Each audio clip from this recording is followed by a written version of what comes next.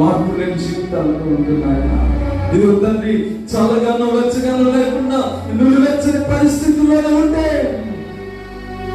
మీ నోటి నుండి బొమ్మ వేసేస్తాను అంటున్నారయ్యా. ఎన్నో పర్యాయాలు మమ్మల్ని పిలుస్తున్నారు, ఎన్నో పర్యాయాలు మాతో మాట్లాడుతున్నారు, ఎన్నో పర్యాయాలు దేవుని సేవకుల ద్వారా మా జీవితాన్ని సరి చేయడానికి వాక్యం ద్వారా మమ్మల్ని గద్దిస్తున్నారు తండ్రి. ఎన్ని మహానులు గద్దించినను గద్దెకు లోబడిన వాడు మరి తీరు లేకుండా హఠాత్తుగా నాశనం అయిపోతాడని వాక్యం చదివిస్తుంది. అయ్యా, ఆ నాశనమయ్యే సమూహంలో మేము ఉండదు తండ్రి, ఆ నాశనమయ్యే గుంపులో మేము ఉండదు అయ్యా. గద్దించినప్పుడు ఆయన మీ మాటకు లోబడగలిగేటువంటి స్థితిలో ఉండాలి. దేవ, మీరు ఎన్ని అవకాశాలు ఇస్తున్నారు, ఎన్ని నాయన అవకాశాలు మా జీవితంలో కల్పిస్తున్నారు నాయన.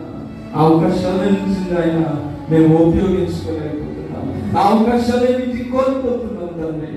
ఇది అప్పుడు మాకు మాట్లాడండి, మా హృదయాలను శుద్ధీకరించండి, మా మనస్సులను మార్చండి ఆయన, మా అంతరంగాన్ని పవిత్రీకరించండి తండ్రి. ఆయన దైవ సేవకులు ఎంతో భారంతో ఈ 3 రాత్రుల్లో ప్రార్థనలు ఏర్పాటు చేస్తారయ్యా. సంఘం అంతా బలపరచబడాలని ఉద్దేశం తండ్రి.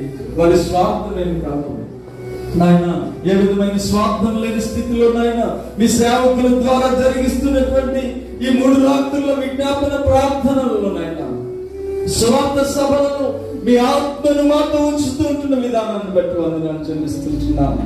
హృదయం మార్చబడకపోతే, ఎవరు నాయన ఈ స్థలంలో మారకపోతే నాయన ఈ ప్రార్థనలు చేయడం వల్ల ప్రయోజనం ఏముందండి? దూర ప్రాంతం నుంచి దైవ సేవకుల్ని స్థలానికి పిలిపించి వారి ద్వారా వర్తమానాలు అందించడం ద్వారా ప్రయోజనం ఏముందయ్యా? వస్తున్నాం, వెళ్ళిపోతున్నాం, ఈ స్థలంలో కూర్చుంటున్నాం, వెళ్ళిపోతున్నాం, ఆదివారం ఆరాధనకు వస్తున్నాం, వెళ్ళిపోతున్నాం. అంతేగాని మా బ్రతుకులు మార్చుకోకపోతే, మా తలంపులు మారకపోతే, మా ఆలోచన విధానాలు మారకపోతున్నాయి, ఎందుకు పనికిరాని రీతిగానే మా జీవితాలు ఉంటాయి. ప్రతి ఒక్కరితో మాట్లాడండి, ప్రతి ఒక్కరితో మీ పాత్రలుగానైనా హృదయం మీ వాక్యాన్ని మోసుకుని వెళ్ళేటువంటి విధముగా, అప్రయోజకులుగా కాకుండా ప్రయోజనమైన స్థితిలో ఈ స్థలం నుంచి బయటకు వెళ్ళిపోయేవారుగా మా హృదయం రంగాలు శుద్ధీకరించుకుంటారు. చిన్న మొదలుకుని వృద్ధాప్యంలో ప్రతి ఒక్కరు నాయన ఈ స్థలానికి వచ్చింది వాక్యం వినడానికి అనేటువంటి విషయాన్ని గ్రహింపులను తెచ్చుకునే కృపను దయచేయండి అయ్యా. ప్రతి ఒక్కరిని